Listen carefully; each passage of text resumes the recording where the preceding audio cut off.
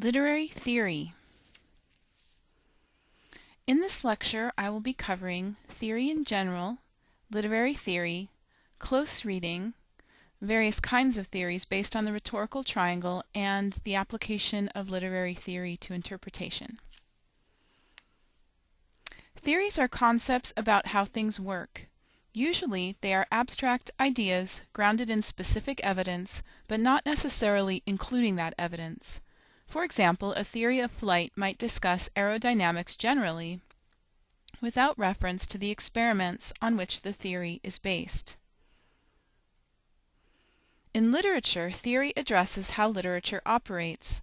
Literary theory, then, is any concept used to understand and/or evaluate literary texts and/or their production and reception.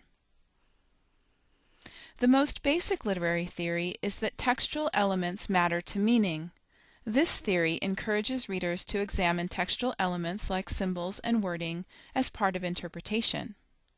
Interpretation based on this theory is called close reading. Because almost all interpretation assumes this theory is valid and requires textual evidence for support, it's easy to overlook the fact that close reading is a kind of theory. Those who practice close reading exclusively, such as the new critics in the 1950s, believe that all a reader needs to do to uncover a text's true meaning is to examine the text itself.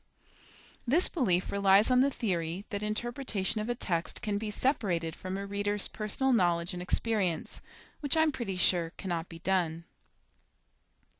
Another theoretical problem with the way exclusive close reading has been practiced is that critics doing exclusive close reading believe the theory that all effective readers will arrive at the same true meaning, which doesn't occur either.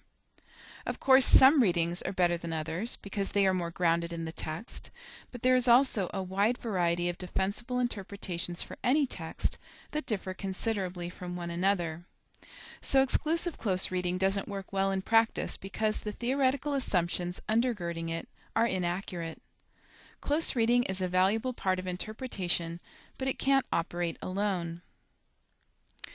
What this discussion of close reading illustrates is that all interpretation involves at least one theoretical approach.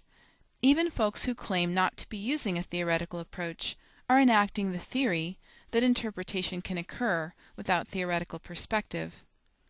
Most interpretations involve a number of theories. Some theories, like close reading, focus on literary elements in texts. Others combine theories from disciplines with literary theories. All literary theories relate to one or more aspects of the Aristotelian rhetorical triangle, having 3 points: author or communicator, text or message, and reader or audience, as well as to the context surrounding the discourse. Theories related to the author of a text deal with intention, what we can infer about the author and his intent.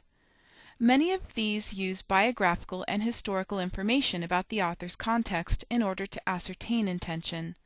For example, an author's letters may be used to better understand a novel.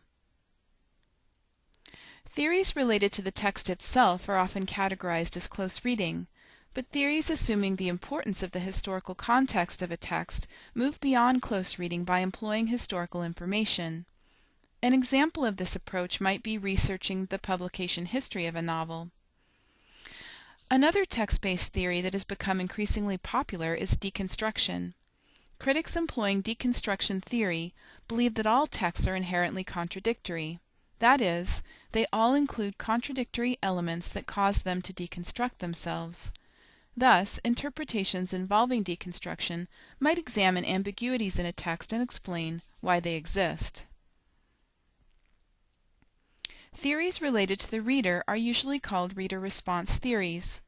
Before the 1970s, few scholars noticed the role a reader's prior knowledge and experiences can have in interpretation. Since the 1970s, more scholars have argued such information can be vitally important to interpretation.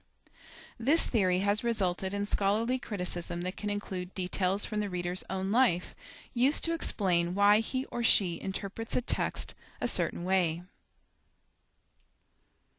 Theories related to context can be applied to any of the other three categories, usually.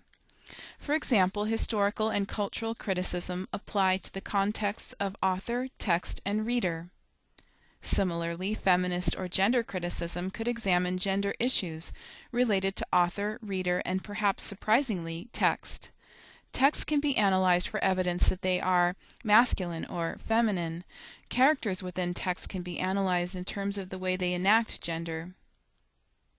Psychoanalytic criticism also relates to all categories, applying Freudian theories to authors, readers, and texts, and so do Marxist criticism and race and ethnic criticism.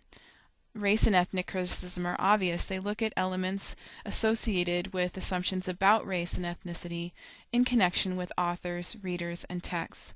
And Marxist criticism examines issues of class and economic structure related to authors, readers, and texts. Awareness of theoretical approaches is important so that readers understand that they are already using literary theories. Understanding your theoretical orientation helps you understand also why your interpretation of a text differs from others' interpretations. Feel free to test drive different theoretical approaches. What happens to the meaning of the text when we read it through a psychoanalytic lens? What happens to the meaning of the text when we interpret it using the author's biography, etc.? Awareness of theoretical approaches also helps understand the arguments of others, which is particularly useful when reading scholarly articles about literature. A scholar will often explain his or her theoretical approach before presenting the interpretation they're based on.